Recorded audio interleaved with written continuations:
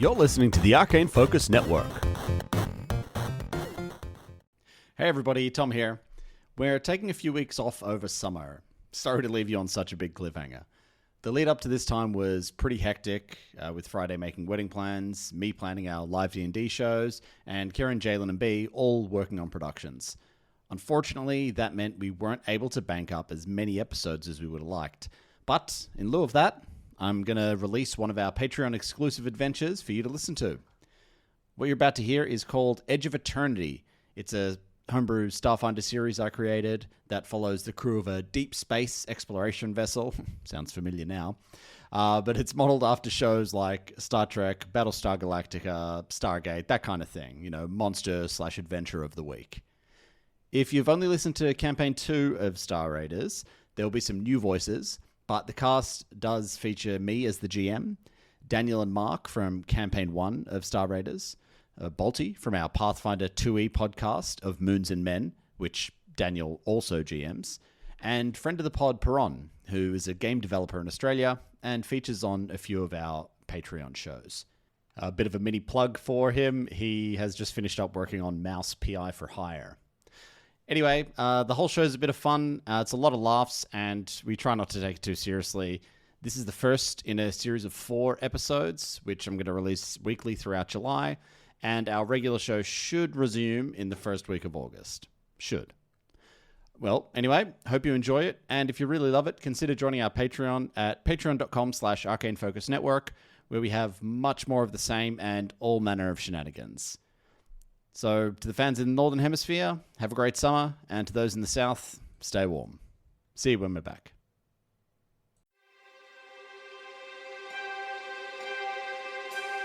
Beyond the furthest beacons in uncharted space, the starship Eternis is on the edge of eternity.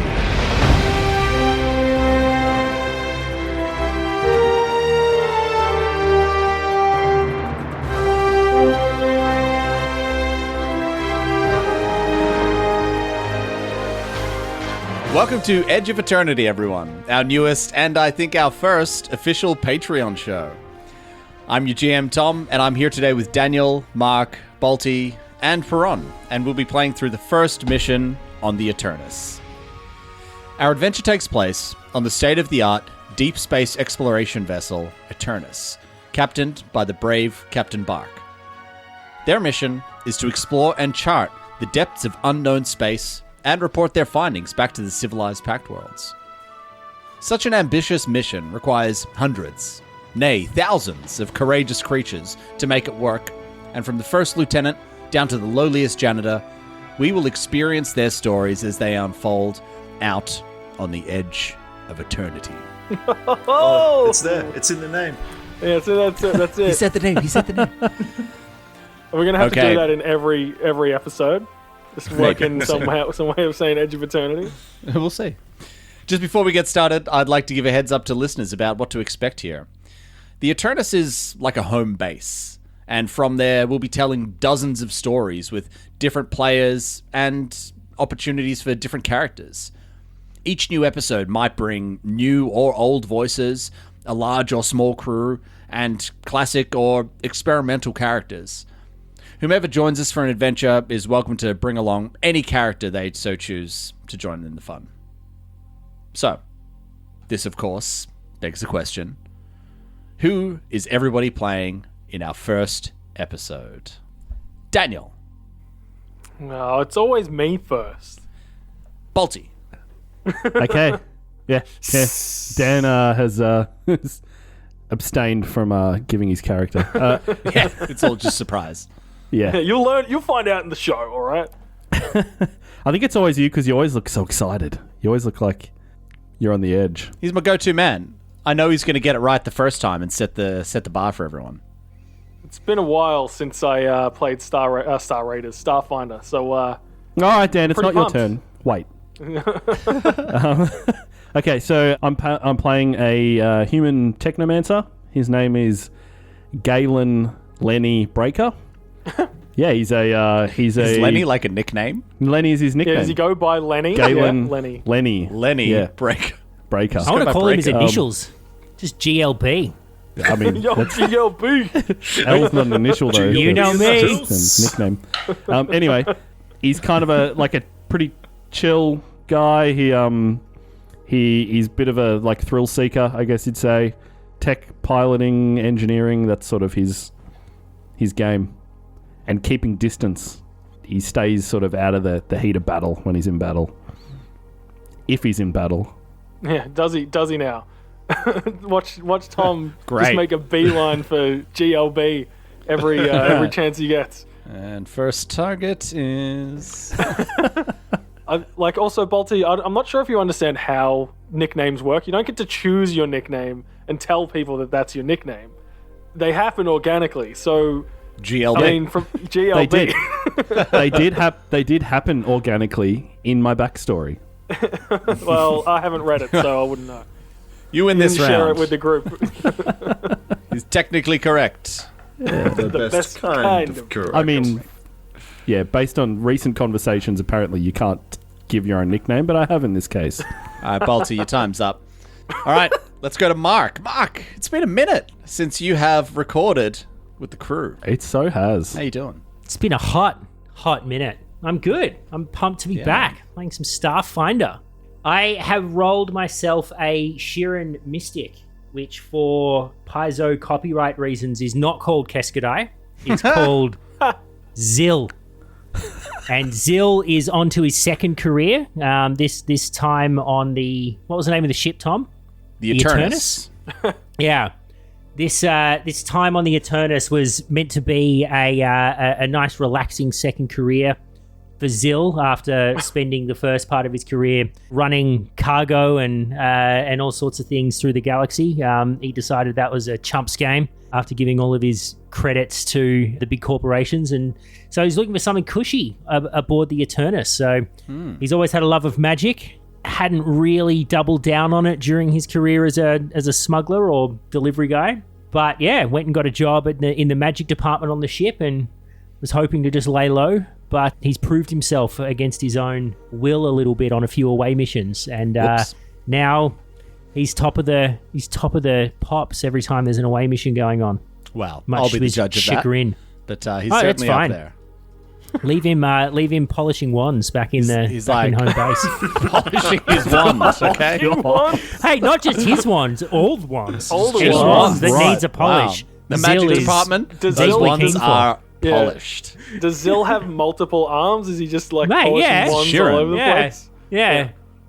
It's like that Silicon Valley sketch. As far as I'm aware, Galen's never been to one of these wand polishings. I mean, he should be all over it.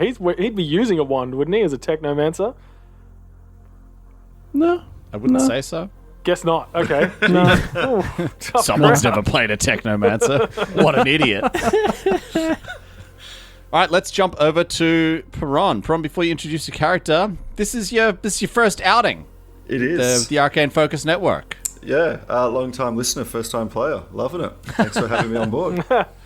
Well, technically first-time recorded player, but just to fill everybody in, Perron is a very old friend of ours, but he also played in our original Starfinder game that we OG. played, which was, against the Aeon Throne, which is the one that kind of started all this off. Kicked it all off. Yeah, it was a great. It was a great. How long did that go for? That went for close to a year. all of I reckon. lockdown, I think, It was basically, yeah. wasn't it? Long session. Most of 2020, Yeah, if that was not awesome. all of. Yeah. So thanks for having me back. I am sticking with a Soki just to sort of stick with something I know. So I'm playing Kalak, who's also goes by the name of Fuse. He's a Soki mechanic. Yeah, his story is a bit of a enthusiastic, excitable young Soki. He got himself a bit mangled up in a terrorist attack, got half his body blown off. So he's half sort of cyborgish, but he's just Hey, Pretty Mark. extreme. Which half? well, just the left, Just his bottom. wand. It's just his Just his wand. his precious wand. Yeah, he's a very enthusiastic, excitable little creature, and he just wants to do good in the world. So he's out in the stars working on what is it? The Eternis. The Eternis. The Eternis. So he's working on the Eternis just to spread some good around the galaxy and see who he can help and what he can do. So he's just really excited to be on board and to be able to help people around. But he also is a deathly killer. Is he just? Yeah, he just Spread love. He's also a fucking nutter. Yeah, he's got a strong. I don't know what the word you look for. He really just hates terrorists. He's a murderer. Yeah, he's just a straight up murderer. He's got a really Are you a murderer if you're murdering terrorists? Do terrorists count? That's I don't know. That's his I think you're a moral line. freedom fighter, He's really. a freedom fighter. Well, I mean, isn't that what terrorists are? Terrorists are freedom fighters. If we Depends want to what get side you're technical. on. They're not on our side. The so side of murderers, mate. All right. Daniel, what do you got for us, mate? Okay, so I am playing a character called playing Yoshiaki Astoroko. He is a Solarian. He is something known as a Kanabo, which is sort of a hybrid between a hobgoblin and an oni. So he's got like red skin. He's got this shock of white hair. He's got a white mustache that comes out under his nose and a little like white goatee. He's 28. He's got red skin, yellow eyes. He enjoys cleaning things and taking them apart and cleaning the insides, and that's where he finds his zen. He isn't your average type of Solarian. He has an electrical attunement. So his Solarian powers attuned to the interplay of energy and resistance, not photons and gravitons. He's also not a weapon, like a solar weapon Solarian. He has something called a solar flare, which is like a ranged weapon that he can use instead of a melee weapon. It's Dragon Ball Z.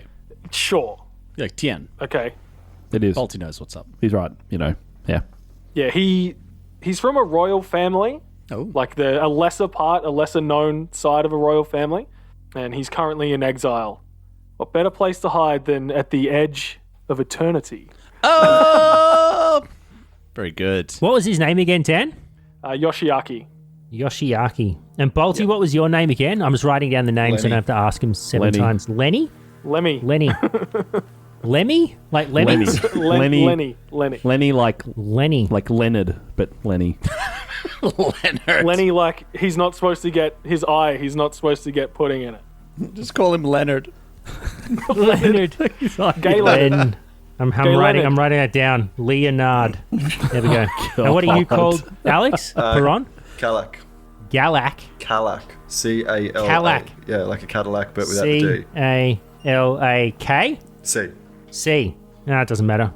I'm just going to say it like it is. Yeah. Mine was Zil, just for anyone wondering. That's Xil. X-I-L. Yeah, Ooh. Zil. Ooh, Xil. Yeah. Got it. Xil, Leonard, Yoshi, and Rat Boy. Who could forget Rat Boy. dear Rat Boy? All right. Rat Boy. Okay. After leaving the edges of known space and the range of any drift beacons, the Eternis has traveled through the vast. At regular intervals, it slows down to scan the surrounding areas for radio waves or any other kind of signals. During one of these recent stops, interesting signals were picked up in and around a nearby system. The Eternis has gone to investigate. Oh. I'm so in. That's the premise. I'm so in. I'm a lock. Chief Warrant Officer Francis, known to you guys as Chief, has sent Franny. comms to all of you, asking you to meet on Deck 12, Briefing Room M4A. Would Officer Francis be our, direct report? Is that, the person we would refer to as, our boss? Chief. You'd call him Chief. You wouldn't call him Officer Francis. He's like, Hey, Chief. he's like a real dude. Frankie boy? No. He hates being called Frank, doesn't he? No, so... Okay, yeah. So, the Chief's vibe is... He's, in charge of everyone who does, technical work and stuff needs to be reported up to the brass. He's the guy that you go to before going to them. Sounds like It's like a classic middle manager type management. thing. Yeah. Yeah. Yeah. Does fuck Everyone's all, favorite kind of but gets manager. paid Yeah. well. Yeah. No. Complete wrong impression there, Bolty. He's like Oh. he's like a real fucking dude. the kind of guy who's like your union rep. He's a man of the for people. you guys. He's all about you guys. Yeah. And he's your final layer of defense before you get up to the, all of these officers and stuff like that. He's the kind of guy who will always take your side first. If you made a mistake, he would spin it in such a way where it's like, hey, this happened. Not like, oh, it was this guy's fault. So we think he's awesome. Yeah. But secretly, he's the one cashing the checks. He's just a real fucking turd. He knows how to play the game. That's what it is. Yeah, but he's playing for us. He's our union worker. That's who we want, man. If you're looking for someone to hate, don't worry. There's going to be plenty of people to hate on this ship. Oh, don't worry. Chief isn't one of them. I've found people I hate. So you guys have been asked to head up to briefing room M4A. You all head in there, and the chief is a stout Karasha Lashunta who's bald with tan skin. He wears coveralls with the sleeves pretty much permanently rolled up very neatly and rolled high so they sit right on his biceps, kind of like Amos from The Expanse. What a boss. He's very vain. I'm getting that he's a very vain man. No, he's a dude. He's just a boss. It just looks rad. Yeah. Dan, have you not seen The Expanse? I've seen the first season. Oh, jeez. I've seen less than the first season. I saw one half of the first season. Fuck. You guys serious? Disappointed in me too. So you've both seen like The Expanse at its worst, essentially. I literally used to watch like an episode before playing Starfinder during lockdown just to get amped up. I'd be like, right, now I'm in sci-fi mode. Yeah, man, for sure. So good. All right. You guys all come in, and the room that you go into is kind of like a small theater. It seats maybe 30 or 40 people. You all sit down, front sort of rows, and the chief is kind of like, there's like a stage at the front, and there's a podium on one side and a table, and he's kind of casually sitting on the table, and he's holding a little data pad there. He says, "We got a lot on our plate today, so it's all hands on deck. EXO's already sent out a good number of teams, and we got another signal nearby. Some of you guys have been out before. That's good. Others, this will be your first time with boots on ground, so make sure you stay alert. Zell, you're our magic specialist. Another babysitting mission. With this one, probably. Yoshiaki, Fuse, you guys are mechanical and security. I will do my best to bring everyone back alive. And Galen, wait, what do I call you, Bolty? Leonard. Leonard. Lenny. Not GLB. This always happens with my names. and Why does you, this always happen with my names? Leonard, the most badass of the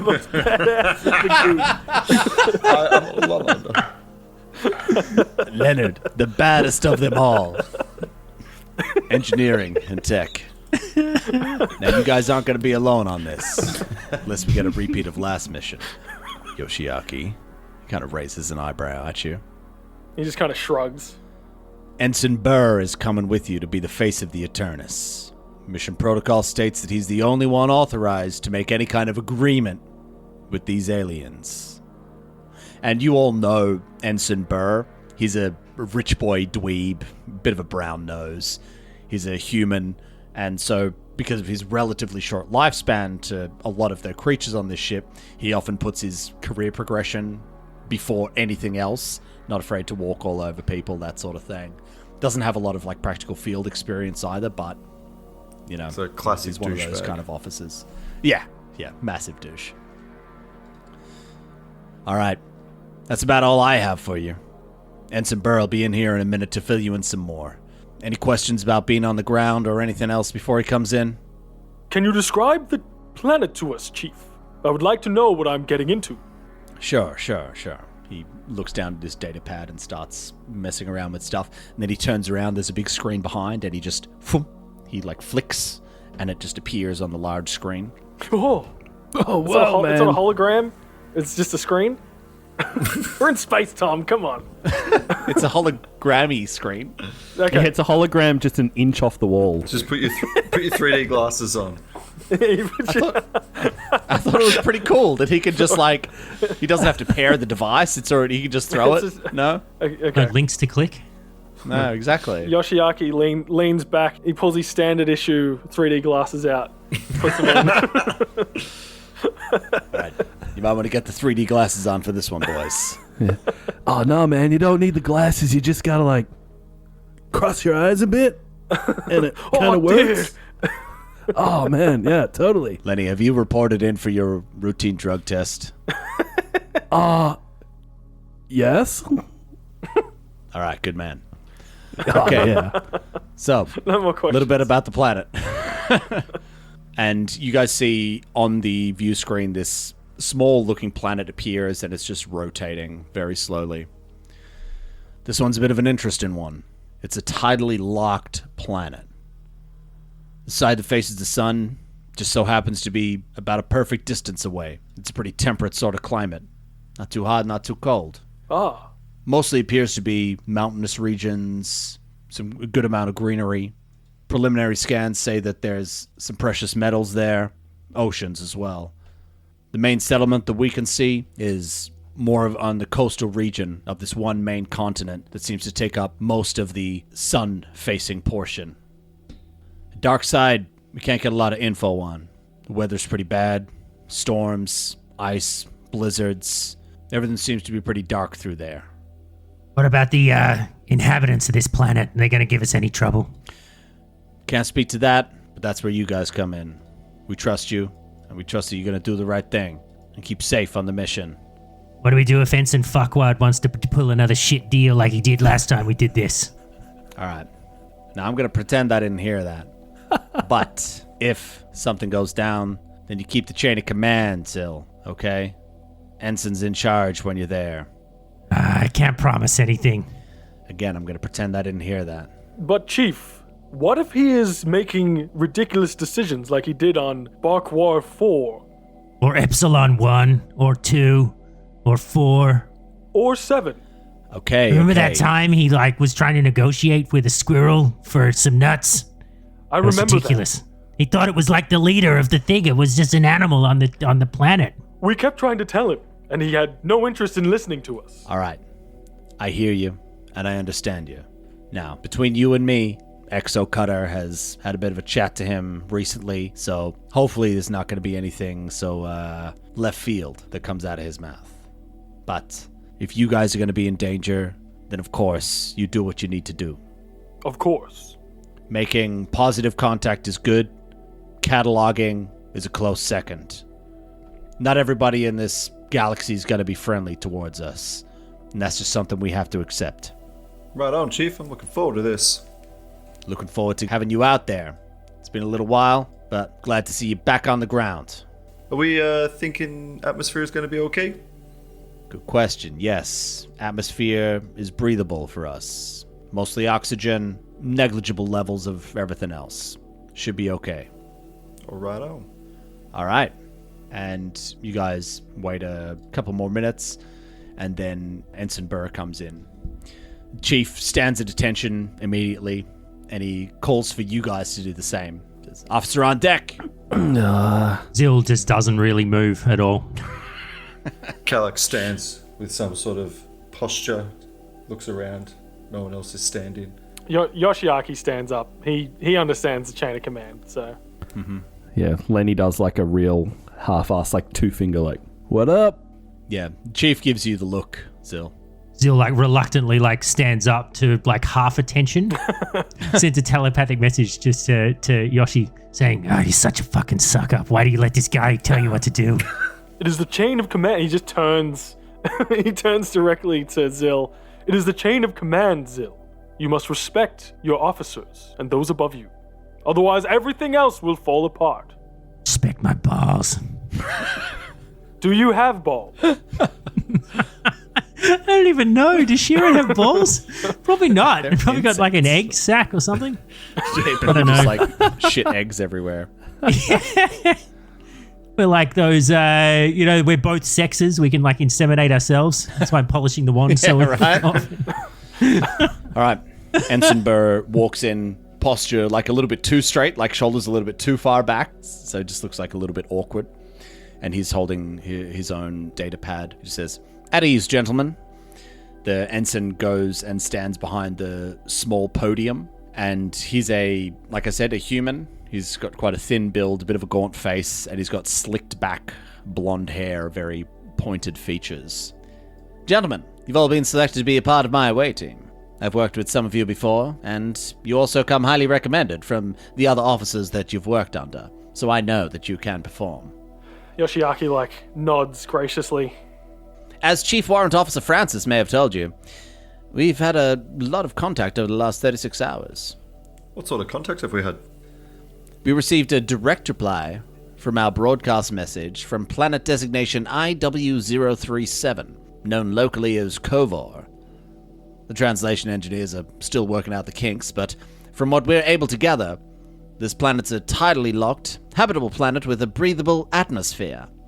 And he puts the thing on the screen. Whoom. The inhabitants are mostly bipedal humanoids with a reptilian-like visage, and they seem interested in making contact. And the next image comes up of this communication that was sent out. It's a profile picture of this reptilian-looking creature. They've got black eyes, slightly iridescent scales that cover their bodies, and then down on the sides of their necks, just below where their ears would be, there's this kind of dark red skin that's kind of loose, almost looks like it could be like a gills or a frill like or a something frill. like that. Nice. I sort of elbow Yoshi next to me, and I'm like, just tap to my eyes to put his 3D glasses on. Oh, yes. Thank you. He puts he's got him on a little chain. He puts him back up on his On a chain. Hey, he doesn't want to lose them. Oh, that's funny. Yeah, looks great in 3D. The skin folds really look like you could touch them. Yeah. Are they like lizard face like an iguana sort of thing, or are they lizard face like the lizard from The Amazing Spider-Man? Kind of like more humanoid rather than lizard face. Kind of like Killer Croc. Yeah, so not so much a lizard face, more a More, human face more with like lizard. Voldemort. Yeah. Yeah. Nice. And A reptilian humanoid. Do their flaps? A Drell. A drill. Similar to a Drell if you played Mass Effect. Yep. No one's played that shitty game, Tom. You can leave, sir. It's one of the most least popular games in all of gaming history, okay? This bit isn't going to work, Dan. Okay. Shut down, motherfucker. All right. Let's go into more detail about the Tell me more about their different flaps. things on these reptilian... They seem interested in making contact. Interestingly, this isn't their first contact. Ooh. They said as much in their message, and we were able to decode that. Mission protocols are as normal. Land, make contact, engage with reasonable requests, ask questions, make no promises, then report back to the brass. In and out. Any questions? How long are we expecting contact time for? I guess that depends how well everything goes. Who knows? Sometimes it's quite fast. Other times, there could be anything happening on the planet. Something to keep in mind is we don't know what their rituals are, their traditions. Something that we might consider to be quick business, they might take their time with, and vice versa. Remember to keep an open mind. Yoshiaki raises his hand. Yes, you there, with the 3D glasses. Sir, may I request this time... Yoshiaki, I didn't recognize you with the glasses. He takes the glasses off. His there he his is. long nose and his white mustache and goatee just didn't give him away. So may I ask that this time you don't try to copulate with the denizens of the planet. It did not go well for you last time. Thank you for looking out for me. However, part of making contact is making contact. Sometimes one must do their duty. And when the duty is due, well, who might say no? If it's anything like last time, sir, it will be in and out. Yes, well, sometimes we're not compatible. Galen makes like a fake gag sound. Just ghost sound from over in a different Sorry. corner. Are you okay there, Leonard? I might have to step out. Oh, very well. Well, hurry back.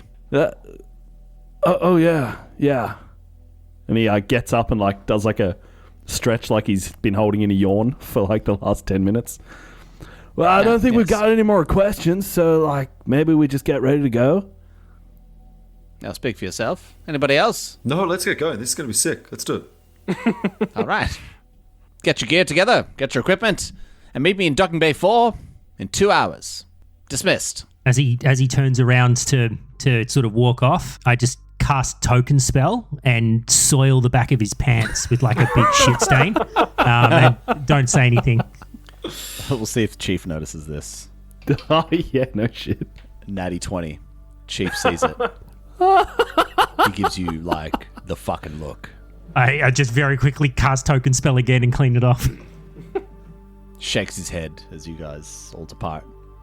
So you guys take a little bit of time, gather up your gear, and you head to the docking bay. Yeah, so as they walk out, like we see like a Batman gearing up scene as Yoshiaki's putting on his like metallic blue, shiny, like, you know, like when metal gets super hot, it goes that kind of iridescent blue. It's that sort like of an color. exhaust pipe. Heat-treated steel, yeah. Yeah, it's shiny. It's got all these different sigils on it. It's kind of like samurai armor, and as he puts the helmet on, it's like an Oni mask sort of thing. It's got the little horns on it. It's got the mustache and the goatee. Yeah. Like a demon face. Nice. Anybody else want to describe their montage, their gearing up montage? Yeah, Zill, you just see Zill in his bunk, just like throwing a ball against the wall. Where do you think I was going to go? Polishing the wand. I thought about it, but I'm like, I don't want to overdo it. So I'm just throwing a ball against the wall, doing no prep at all. Yep, classic. Yeah, Galen's the same. He's like playing video games. And then he like looks at like his data pad and he's running late. Oh shit, man. And he's got like a fluffy dice hanging from like the mirror in his room. He like smacks it as he runs out the door. This is like a Back to the Future type montage where he's like going to be late. So he has to... That's the power of love. Yeah, he's on a... you're a technomancer, right? Do you have the hover disc? I do. Yeah, riding the hover disc and Way like he's to grabbing ruin- onto the This the, was going the to be back a of whole things. moment. You've ruined the hover disc moment. I can edit it out. Yeah, good. Do it. I won't. Perron. Kalak is just, he sort of walks into his room and he just like lifts open his bed, and underneath the bed is just an array of weaponry. And he just sort of sits there and he looks at a couple of different guns and knives and swords, and he just picks up his tactical seeker rifle and he just sort of like throws that on his back, puts a nice big tactical skyfire sword into his back shoulder, and then he just sort of like marches out, and you hear the clank of his legs like as he walks to the dock. Yeah, because he wears an exoskeleton, right? Yeah, so he's got so you can only just see his head, like the rest is like a full metallic body, and his skeleton's on the inside, but like all his muscle has been burnt off. So it's like Sounds like Centurion, like a Yosoki Centurion. yeah. Power Oh, God. extreme. Here we go. Let's not do this again. Hey, sounds like he'd fit right into Exo Squad, all right? Ah, what a loser. You guys head down to the docking bay. When you get down there, you can see that Ensign Burr is already waiting for you. You guys are pointed in the direction of the shuttle that you're taking, and you head on inside. It's a pretty bare-bones, short-range shuttle. Slightly more equipped than one would normally find in, regular Pack World ships or anything like that. When you say short range, it's probably long range back home, but here it would be considered short range. So that's the kind of vibe. Like everything on the Eternis is kind of the best of the best. The latest cutting edge technology. Spare no expense. This is a system wide initiative. Everything is just top notch. Yeah, everyone's kind of chipped in to expand known space. Yeah, Are we because it obviously sounds like a pretty tight operation. Are we in like uniform? I think when... so I mean, when you guys are just rolling around on the ship, you might have coveralls or, some dungarees. Yeah, some kind of like shipwear armor, some like really light stuff issued by them. when you guys might head out on away missions, it's kind of like everyone kind of brought their own things from, different races, and it represents the different parts of the Pact world, but they were customized in their color scheme. So everybody is wearing, similar colors, that sort of thing. Of course, you're allowed to have like individual flair on yours. You got to have at least 10 pieces of flair. Yeah, 32 pieces of flair. On your uniform. Yeah. But, people like helmets or, certain insignias that might represent their home world, or if they were a part of a particular military unit or maybe scientific initiative, they might have those emblazoned on their armor as well. Cool.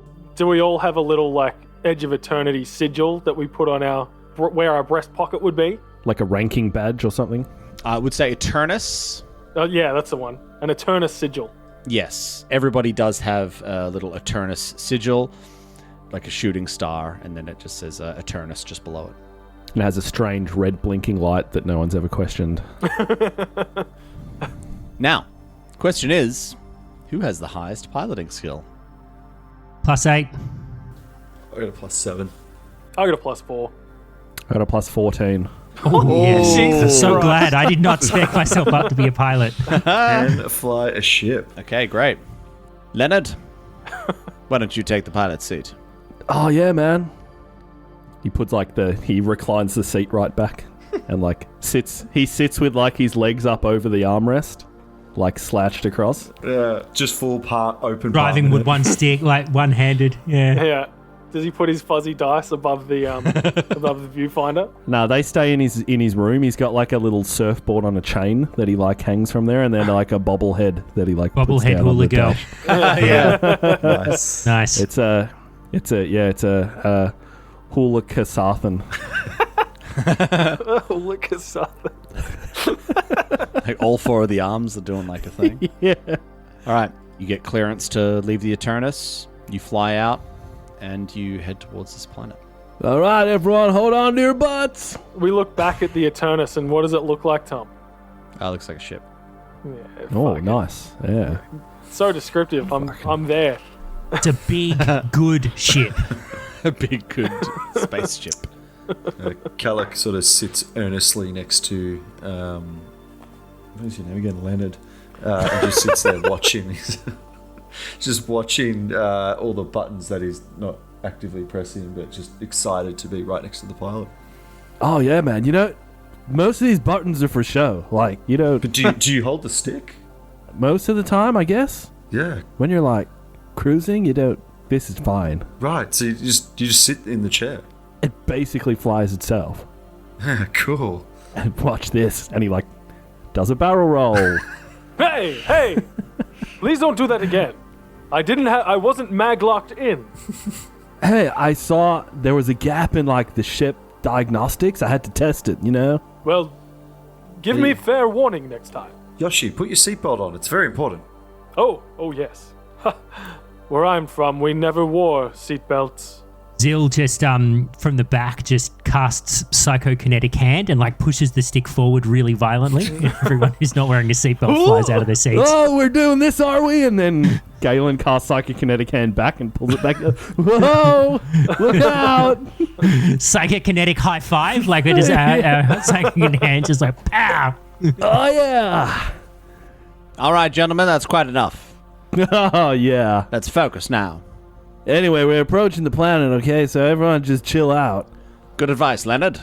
Let's all chill out. Get focused. Are we allowed to do that now, are we? I thought that was contraband. But anyway, let's... Leonard, you're not talking about drug use, are you? What? No. No? I should hope not. I'd have to report you. No, it's all good. Whoa! What? Yeah, okay, coming into land.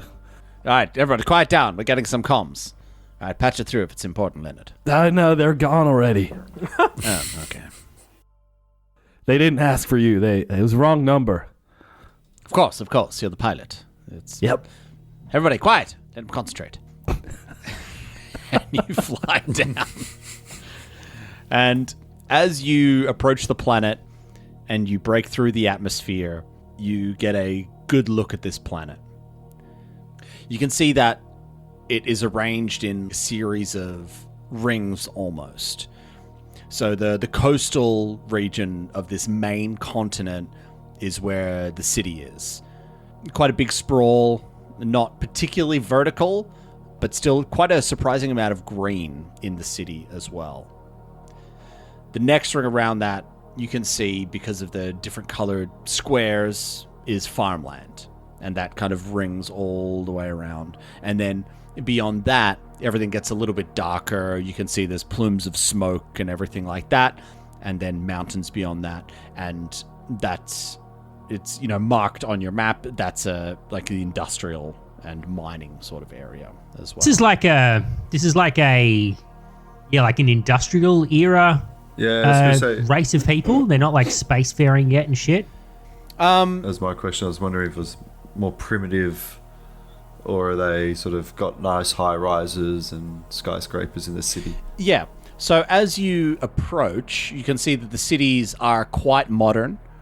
And, there's landing pads, and it's a fairly good mix of sleek, not quite a style that you guys had seen before in the Pact Worlds, but it is reminiscent of those. Also, as well, in this like industrial areas, it's not like Industrial Revolution, Victorian age plumes of smoke, but it's just, you can tell that that's where a lot of the industry is. Just Clean beyond coal. there. It's clean coal. Well, No pollution. Clean coal. I mean, that's That's the dream. it's the dream. You bring it down, and you land on the designated landing pad that they asked you to head to. As you're coming in, you can see that there's a small delegation of these creatures there out to meet you. You land the ship, and Ensign Burr stands up. Now, gentlemen, first contact. Let me do the talking. Let's not forget the chain of command now. My balls. As long as it's only talking. He gives you like a look, like fuck you. All right. I'll bang whoever I want to bang. You cannot contain me. This sexual energy. I recast the token spell that like soils the back of his pants, and just have it. I like artfully make it so it looks like it's dripping down one of his legs. It's beautiful. Your best work yet. I token spell it clean, and I look at him and I'm like, dude, we need to make good impression of the locals. Fucking asshole! Don't just leave it there. It'll okay. deter him from trying to shag anything. It's okay, Ensign, but we'll get he's going. We'll get him. Don't worry. Ensign butt. I know, right? I just thought of it right now. We sound like Beavis and Butthead. I mean, you pretty much are. Let's be honest. Okay. The door opens, landing ramp extends, and you guys head out. You see before you these creatures, these reptilian-like creatures. They're standing there in these quite grand robes. They seem to sit quite rigidly over them and also extend up the top, almost like a kind of frill. There's two of them standing right at the front, and then there's maybe about half a dozen behind them as well. And the two at the front have quite grand robes. The other ones, their frills aren't quite as high. And then there's maybe a group of three to the side. They're equipped with armor, weapons, that sort of thing. You can tell that they're a bit Bodyguards. of a security detail, that sort of thing. So, Tom, you're saying large robes and high collars. Yes? Lizard men. So you're describing like classic villains, right? Hey, that's up to you to interpret that, Daniel. I mean, I'm an Oni, so they're always bad guys. As you guys walk up to these creatures that are greeting you, the two in the very tall collars walk forward. One of them speaks up, and the translation algorithm in your suit kicks in as the techs had worked really hard to get it going before you guys landed. And so as they speak, it essentially translates for you guys in real time. The way that it comes through is based off of their tonal inflections and stuff like that. The elder of the two speaks up. Greetings, and welcome to our planet. My name is Elder Sanhu, and this here is Elder Druyat. We are very privileged to welcome you here to Kovor. And he kind of gestures around. Tell me, what are your names? My name is Ensign Burr of the Starship Eternis, and this is my crew. I'll allow them to introduce themselves. Galen jumps forward. He's like, "Hey, I'm Galen. You can call me Lenny. And this is Jill and Yoshi and Kellak." Leonard, please. What? I asked everybody to introduce themselves. I wanted to know. Please. Forgive my subordinate here. He is sometimes quite brash. He like kicks at the ground. He's like, "You're a subordinate." He gets back in line. It's not a problem. We sometimes have them ourselves. Yes, he's our pilot. Ah, of course. A cocky bunch, aren't they? Well, you know it. Anyway, please. And he gestures to the rest of you. Zill steps forward and, in an uncharacteristic sort of, deferent and respectful sort of way, introduces himself. My name is Zill, and it's a pleasure to meet you. And you can sort of tell that I'm trying to, undermine Burr a little bit by sort of, building up a rapport. And so I sort of, I don't know if this is like a diplomacy check type situation, but I'm sort of trying to get them to get the sense that I'm actually the guy that knows what's going on. Okay, all right. I don't know if you do actually know what's going on. Let's see. Why don't you give me either diplomacy or bluff? Go diplomacy. Oh, it's a natural 1 on the dice. So 9. They give like a polite smile and nod respectfully, and you know, look on to the next person like yes, and Zill knows he's fucked up and just shrinks back. I mean, they don't know him. I don't know how much he needed to fool them. Kellak sort of stands forward. He's like, "Hey, I'm Kellak," and sort of extends his hand to shake. Is this some kind of tradition? And you see the elder extends his hand as well, just out. Yeah. I sort of grab it, but I'm real gentle with it. I don't try to hold it too tight. And I'm like, "Yeah, this is how we say hello," and it's a trusting exercise. You see the security detail as you grab his hand. They all kind of step forward, but he puts a hand out very quickly. And he said, No. It's fine. Well, it's very nice to meet you. It's a pleasure to meet you. And I sort of let go and take a step back. See, this is why we make contact. Always interesting to learn new traditions. Yoshiaki steps forward, puts his hand onto his face mask, unclicks it, pulls it down, and Darth Vader. yeah. He bows really low. My name is Yoshiaki Astoroko. Pleasure to meet you. And you. He just nods. Now, there are quite a few of us here to meet, and, well, I won't make a stand out here in this weather any longer.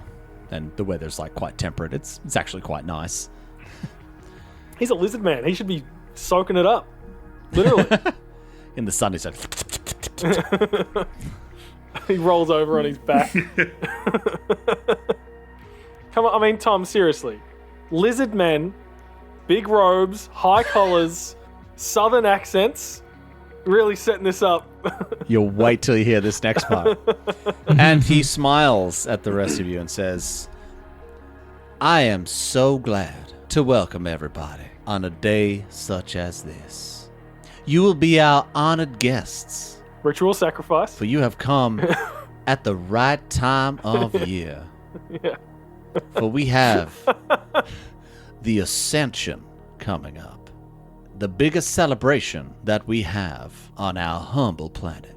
I sort of turn to Lenny and I'm like, by God, I'm like, oh, how lucky is this on the perfect day we've landed? This is sick. Just full wide-eyed. Yeah. While this is going on, can I sense motive and see if there's anything sinister behind what they're saying? Absolutely. What's better this time? It's a total of 22. There's something unsettling about this guy. Yeah, can I roll a culture check at all to see if I know anything about the Ascension or what that might mean? It's going to be a really hard roll, but you can roll it. I would also like to do that. That's a 15. It's a 16. Yeah, you guys are in pretty uncharted space. You can maybe put two and two together and make some assumptions about what this might be, but you quite simply, you don't know. You've not heard of this tradition before, and as well, you have to remember that this is the translation algorithm coming through. So it's whatever they say, and it's the equivalent word in common, or if your suit's translating into your language, this is the word that it's choosing to use. So they might not have southern accents, is what you're saying. They might not have southern accents. It's just the translators. That's amazing. definitely Colonel Sanders. Yeah. Set it to Colonel Sanders mode. Yeah. Okay. Oh, hello. Galen I looks see at- you've changed your suits. This is my Galen- voice now. Galen leans over to Yoshi and he's like, "Dude, something's ascending." Yes, I am aware. Nice. And he just nods at you. I won't keep you all out here any longer. You are going to be our honored guests. If, of course, you are interested to stay. And the ensign speaks up. Well, of course we are. It would be our honor to be your honored guests during this time that is clearly so special to you. Wonderful. Absolutely wonderful. Well then, if you would all follow me, you all can be shown to your quarters, and shortly we will be having a feast, if you would be so inclined to join. Are you sure we can eat at the feast? Oh, there are smarter Kavor than me able to prepare certain things, so don't worry, we'll take a full look at you to be able to understand what you can eat. I wouldn't worry about that. Oh, that sounds so ominous and not at all like scary. I thank you for the consideration, Elder Sanhu. And he bows again. Wonderful. He has to grab like the haft of his glaive as he bows, Yeah. so it doesn't like whip out and hit someone. Yeah, you notice the again, the security officers, they keep eyes on you as like you put a hand on there, they're like, Galen sees this and he keeps like reaching for his rifle just to watch them react. yeah. Just messing with him. Yeah. Every time it's like an NPC. Hey, Kalak, watch this. I just see him. Good fun. Can everybody make me a perception check, please? Perception. God damn it. That would be a natural 20 on the dice. Oh, baby. 25 for me. I got 38. What? Yeah. I've got a plus 19 to perception. Jesus Christ. Fucking eyes in the back of his head over here. I've got a 7. Fuck. 13. I got a 7. Plus 19. So mine was a 29. I don't quite have a plus 19. Not gonna lie, I was like running out of time to make my character, and I had all of these points that I hadn't allocated, and I just forgot. And I was like, I'll put dump some them in here, and then I'll just put them all in there. Yeah, Well, that explains why all of your other skills are so low. but I'm perceptive as fuck. Yeah, but it's like you got a +2 in athletics. I always go for a spread of like skill points. I should just like really, really focus on 2 or 3. It honestly makes characters super fun when you like completely dump everything into one or two skills. Yeah, I've basically gone mysticism, perception, and sense motive. They've all got like plus 13, plus 16, plus 19. I love it. You know Yeah. what's around you, but no ability to deal with anything. Yeah. He's going to be like a lame Spider-Man. Yeah, it's like, we're going to die. And we died. Yeah, but I knew about it. Yeah, I told you before it happened. So all 3 of you notice. Yoshi, you don't notice. I'm too busy bowing and being respectful. Yeah. In the back, one of these Kavori that are dressed in slightly less grand outfits One of them is looking at you, and they seem to be like focusing quite a bit of attention onto you guys. Maybe they look interested in you. Maybe they want to capture attention. Zil, you notice maybe it's based off of these guys are reptiles. You're like an insectoid race. Maybe you pick up a little bit more on this. It looks like concern, almost like a cry for help. Can I? And it's very, very subtle. Yeah. As we're walking, or like, you know, without drawing attention or sort of changing the way I'm outwardly behaving, I'm going to send a short telepathic message to that creature, that reptile. Yes. And just fucking reptile. fucking reptile. And just say, "Are you okay, friend?" Blink one. Well, no, I get a reply. I mean, they're can hear lizards. simple replies. They blink one at a time, right? Or they have to lick their eyes. Lick your eye if you're concerned. Tongue darts up. All right, so you notice a very slight change, like maybe like a miss of a half a step or something, as they seem to react to this. And then you hear a voice. You hear a voice in your head. "Not now. I will come to see you later in your quarters." Just nod barely perceptively. Boys, we're getting quarters? Ensign is going to just be banging lizard ladies all over the place. Right. Bring me my wench. All right. You guys head down, and there's a certain point where it branches off, and the lesser ones kind of disappear. Elder Duriat does as well, and Elder Son, who stands there. "Well, if you'd please follow these fine gentlemen here, they will show you to your quarters. It'll allow you to rest, recoup, just before you join us for the feast." As we follow these fine gentlemen, I sort of like quickly shuffle up to one, and I'm like, "So, what's the Ascension? What's so special about today?" Oh, didn't expect you to talk to me. It's only the holiest of days. Only the luckiest among us are the ones who are chosen. But I don't know if I should be speaking to you. Oh, but I'm just a lowly usher. Does it happen like once a rotation, or often? What's the frequency of the Ascension? Yes, once a rotation, once a year. Well, here's your room. Bye-bye now. I put the poor guy out of his misery and stop talking to him. And murder him. But then Galen appears. "Oh, man, you've made a friend.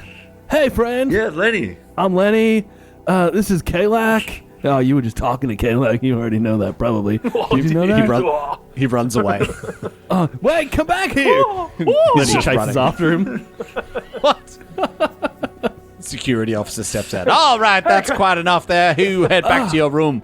Hey, my We're name's not ready Lenny. for this part of the adventure yet. Off you go. I'm not ready to talk about this. Oh, okay. That's unusual, but sure. Hey, I don't make the rules, buddy. I just enforce them. Do you know who does make the rules? I want to talk to that person. Hey, not yet. Oh, okay. That's session 2. All right, later. All right. I'm watching you. Hey, you, You go hippie. back to your room. You With your surfboards. All right. You head back to the quarters, and they're fairly well appointed. Are we individually in each quarter, or are we all together? So as you head inside, you can see that there's like a central room, and then there's smaller quarters coming off them. In this particular area, there's about maybe 6 smaller doors that would head off to quarters, and obviously you guys aren't going to use all of those, but then there's this main room that's got a couch and things like that. Now, because these creatures are bipedal humanoids, the way that they sleep is fairly similar to you guys. But as you head into these rooms, you can see that they're quite well appointed. and there seems to be multiple options. So there's like a chair off in one corner. There's one kind of like stand lean type chair, like Hannibal, like as he leans back in his standing thing. There's a flat platform that might be a bed, and you open up the cupboard and you can see there's linen and that sort of thing in there as well. Yeah. I'm imagining the beds are just like hot stones, like big hot stones. Yeah, there's like an inbuilt, there's like a temperature gauge. You can crank it right up. Oh man, the lowest setting is like 40 degrees. That's not So, cool. is there a hole right in the middle of the bed where your tail goes if you're a lizard man? Yeah, there's like a downwards groove where it would go. So they sleep like mummies, like arms crossed across of there, course, and then because they're like the tail. fucking evil. Yeah. I jumped straight onto the couch that's in the main common area and just pull out a little bit of a notepad and start writing a few bits and pieces. Yeah. Yoshiaki goes into one of the rooms, immediately sets up like a little shrine to his ancestors, he puts out some incense and stuff, and then sits in front of it and starts meditating. Smoke detector goes off. Beep, beep, beep, beep, beep, beep, beep, beep, beep. The sprinklers come on immediately. Yeah. Oh no, it happened again. The fire team runs in. Hey, what's going on in here? I didn't realize what that meant. I'm sorry. I tell you what, you can burn incense this one time. Thank you. And he bows deeply and goes back and sets his incense back up again. Yeah, it's wet. Yeah. Oh no. Zil goes and leans a chair against the door, such that if someone was to open the door, it would make a noise. Yeah. The ensign walks into your room and just slides open. Oh, God. Come on. It slides open. What is this? What are you trying to do? Trip me over? Break my Is this fucking... That's my alarm, man. Don't you know? alarm? Catches Zil mid wand cleaning. Oh, gods, man. What are you doing? Put that I'm away. inserting. Come on. It's just eggs going I'm everywhere. inseminating myself. You trying to clock one out on every planet? Hey, Set you the can world talk. record. You can talk. Hey, I have assistants. That's different. Less creepy. Anyway, Yeah. Some would say more creepy, sir. I guess you gentlemen don't know how to live. Sometimes you have to get out and about. If you know what I mean. I don't know what you mean. Keep it in your pants. Yes, I Yes, don't expect you I to. agree, Zil. Keep it in your pants. Well, anyway, we're not here to talk about my extensive love life. So, what's everybody's impression so far? They seem like quite stand-up chaps. They seem all right to me.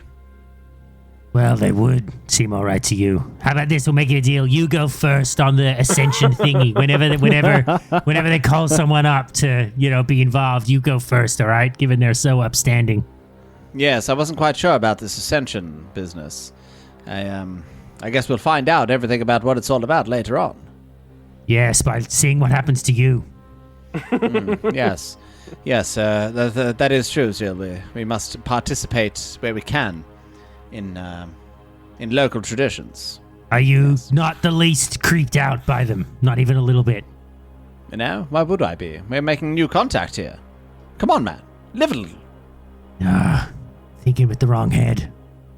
Yeah. Sir, I am from a lawful evil society. Oh.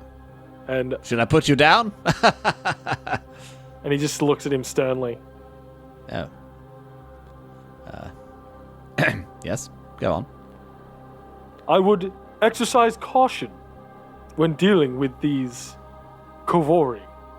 I believe everything is not as it seems, sir. Yes, yes. I sort of jump off the couch and I come over and I'm like, why caution, Yoshi? Whee! Yes, I agree with young Calic here.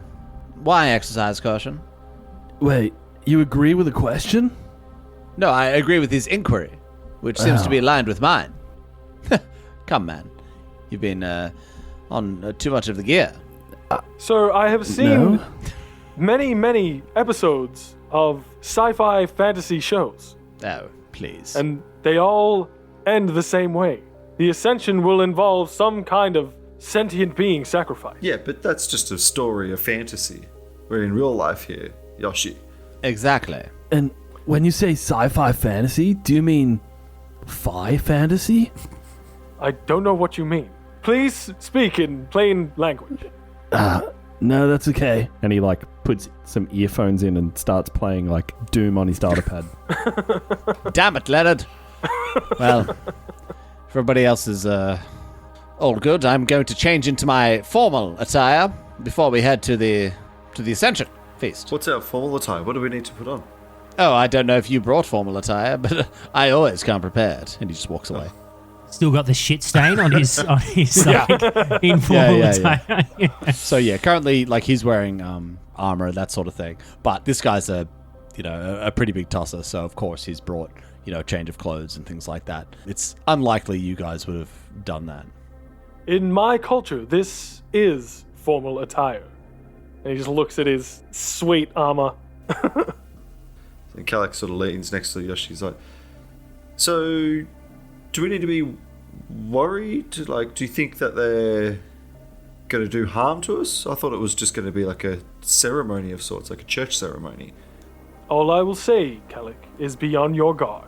Oh, okay. And I sort of pull out of like this sort of pocket part of my thigh, and I pull out a big, like a handful of grenades, and I'm like, so should I bring these? Yes. Bring all of them. No, don't listen to Mark. Have you got a smoke grenade in there? I've got he does. incendiary, smoke, and frag grenades. Yeah, I sort of just put them back in the pocket. Tactical smoke grenade. Throw one out early in a battle. Oh god. Tom's favorite. Let me look up exhaust systems. Yeah. Let me look up giant fans. Yeah. There's going to be giant fans as part of the ascension. Set up around the whole temple. All right. As you guys are maybe preparing yourselves, getting ready, there's a kind of gentle ding as the doorbell sounds. Bong. I'm in. What? I thought you said the doorbell rang. Oh, I thought you said I'm in. Same. I said, come in. Oh, yeah, I thought you said I'm in as well. I'm in. Okay, 90s hacker. I'm in. They're trying to reverse hack us. Yeah. They're trying to reverse the polarity. You hear the door opens, and you see in somewhat more casual attire compared to what was done before, but still quite striking. You see this Kavor that you saw before walk inside and then, wave a hand and the door closes behind them. And they stand there and they kind of do almost like halfway between like a curtsy and a bow and says, "Greetings. I am Delegate Eternis." Are we all in Are we all in the room for this? Yeah, I could say you guys are probably like either in the room or maybe you've like left your door open unless you were off polishing your wand or something. Okay. So yeah, most of the doors are open. The ensign's isn't because he's still busy changing into his formal attire. "Greetings. I am Delegate Eternis." Oh, hey, I'm Galen. And he like runs over. This is Zill. What's going on? It's lovely to meet you. Ah, right on.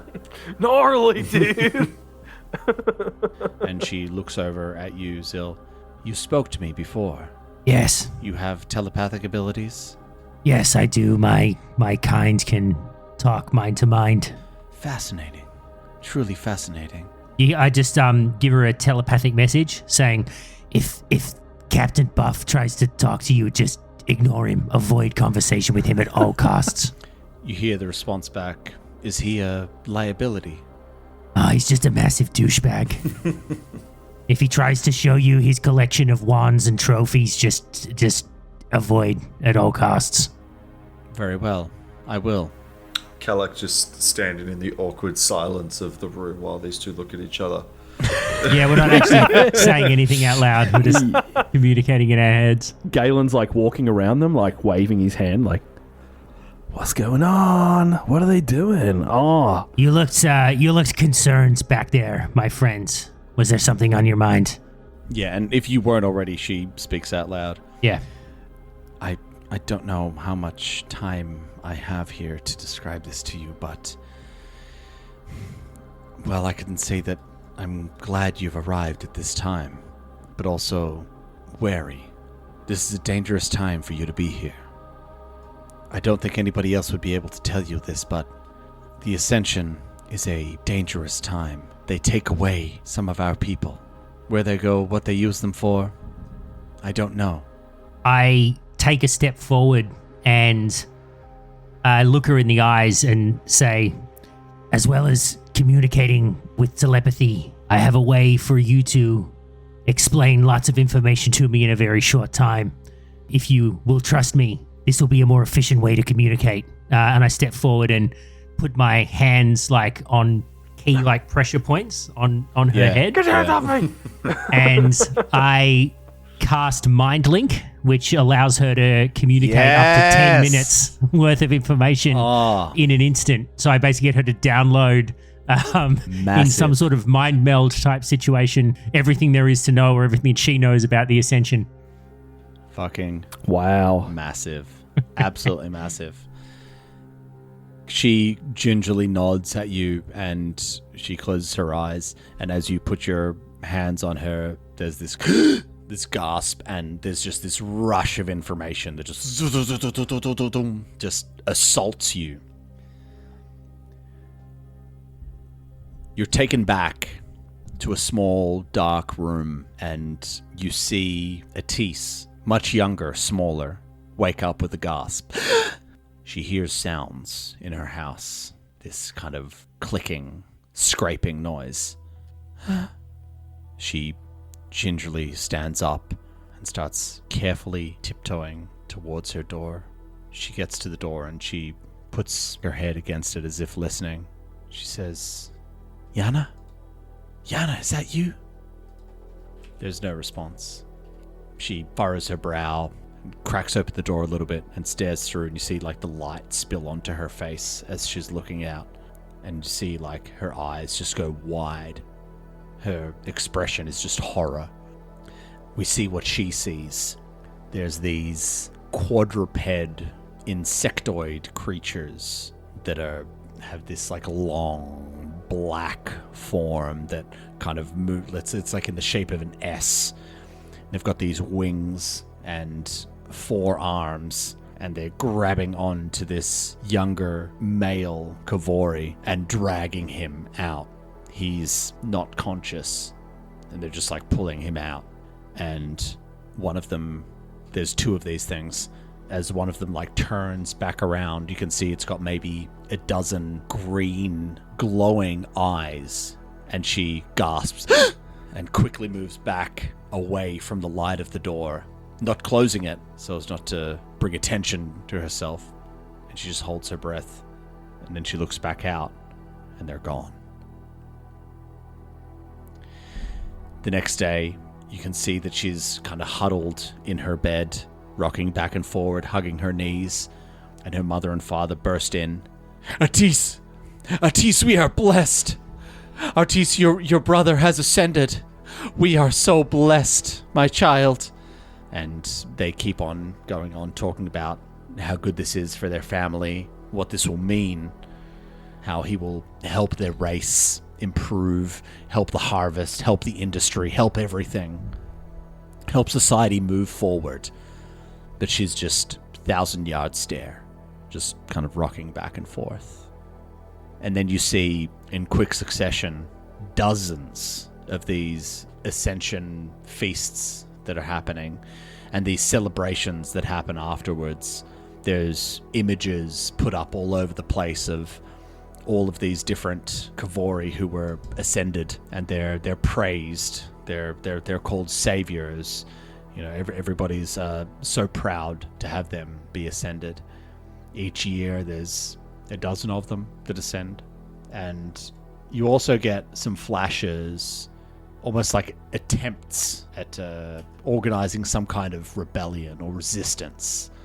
Very carefully talking to other Kavori, asking, maybe like, do you think like this is a little bit sus? And some of them like, no, we're like, what are you talking about? And like, oh, okay, no.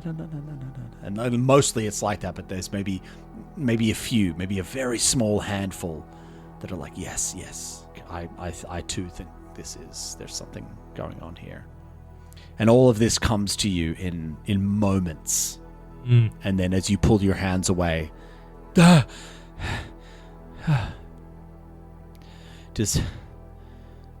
did that work? It worked very well. Thank you. And Zil takes a moment to sort of reflect on everything he's seen, and the first question that comes to his mind as a mystic is about whether what he's witnessing is an act of magic, the ascension and everything that's going on, or is it non-magical? Is it something far more nefarious? So I'm hoping Sinister. Sinister, yeah. Nefarious is pretty good too as a word. Hey, Saying- they're both good guys. I Dan, just wanted the to say walking sinister. fucking thesaurus. All right, I'm gonna throw Just it wants out to be there. heard. You're gonna one up me. Just wants to be heard. You hadn't heard his voice in a while? Yeah, Exactly. That's right. Hey, I've got a contract that says I need to be heard at least every 5 minutes. All right. Yeah, Dan's got I don't a know how he got it in there. 200 word a minute sort of minimum, 200 When word we an dropped hour. the contracts, somehow Yeah. he snuck it in there. I don't know how he did. Wait, you got a contract? You signed it. Yeah. You guys are getting paid? Yeah. So what I'm hoping to do is reflect on everything I've seen and then use mysticism to recall knowledge about religious traditions, deities, the planes, magic traditions, these sorts of things, to understand whether what I'm looking at is magic or not. Okay. Yeah, you can give me mysticism. Okay. Oh, it's a natural 20 for a total of 36. Hey. 36 fucking hell. Wow. I'll know if it's alchemical, arcane, magic, Yeah. religious. Okay. What I will say is that you have heard of creatures like this before. Creatures that will harvest others and use them to whatever ends. They've all got different motivations, different needs. Some of them are magical, and they might use whomever they harvest for magical ends. Some of them, it might be to contribute to their hive mind or something similar. Yeah, that's probably about all I'll say for that. On the fence a bit about that. Little bit. It was a natural 20, backed up with a plus 16 it was, to but mysticism. it also mysticism doesn't actually cover this creature type. So So not magic then, is what I'm hearing. Oh, That's what I learned That's just what I'm then. hearing. That's Yeah. going to be a life science deal. Okay. It's all right. Maybe. It's good to Maybe know. not. It's just as important to know what something's not. I know enough about Starfinder to know that would be a life science deal, all right? She looks at you and she says, I'm sorry if that was a lot of information for you. No, it's okay. I'm used to it. I'm just sorry that you've had to endure this ritual for so long. How many times have you endured the ascension? Well, I've been alive for 26 rotations, and it happens every year. Terrible. I was only affected directly that once, but we're all affected every year. People lose their loved ones, the same as I do. Is it unusual for you to, or for people to witness these four-legged creatures that you saw? Or were you special in that way? It is extremely unlikely. I've only ever spoken to one or two other people that have witnessed it themselves.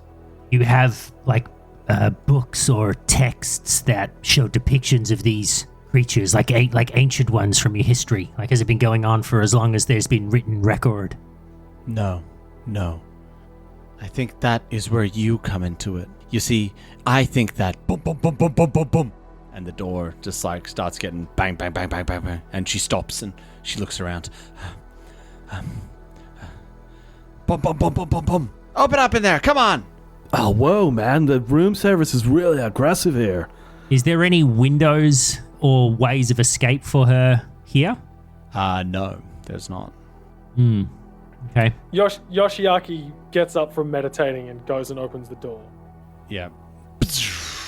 And you can see that standing there is the security, like the kind of head of security you saw before on the landing pad, flanked by 2 security officers. What seems to be the problem here? Like looks at you with a very cold stare and then kind of deliberately leans to the side to look over your shoulder at Delegate Eternis, and he says, I'm here to retrieve Delegate Eternis, who is not authorized to make contact with you. According to whom? And he kind of leans in front of him. Yeah, to take up his gaze. Yeah. Locks eyes with you again. According to the elders. Yoshiaki just like cold stares. It's fine. I will go. I apologize. I was merely interested by this colorful mix of different races. And she looks at you and smiles. And you see like she kind of switches into this almost like an actor putting on a show. She very quickly switches. Yeah. Usually when we get visitors, they're all of the same race. So I had never seen anything quite like this before. It was just fascinating to me is all. I reach out to her with the telepathic message and just say, I will check on you later to see that you're safe. She just gives like one of those like real slight, very subtle nods. Yoshiaki steps to the side to get out of the doorway. As like he's escorting her out, he kind of like nods to the other 2 security officers and they step inside the room. One of them turns around and beep, beep, beep, beep. Door closes and they turn around and they're both just standing there. And then you see this kind of like pulsating. And then you can see that their skin like starts to move and rumble as if there's something moving underneath them. And then as if taking off like a zip at the back, it just like drops forward, like the skin that they're wearing, like a costume just kind of like, like flops off them. Yeah. Yeah. And you see like out of this goo from the inside of these creatures that have this black carapace and a dozen glowing green eyes and these wings spread out, these claws and these arms. They stand up. They're at least 8 feet tall, and you just hear this. And everybody roll for initiative. But we will have to do that next time. Oh, next time? What? Oh, I've only got a +1 to initiative. Fuck.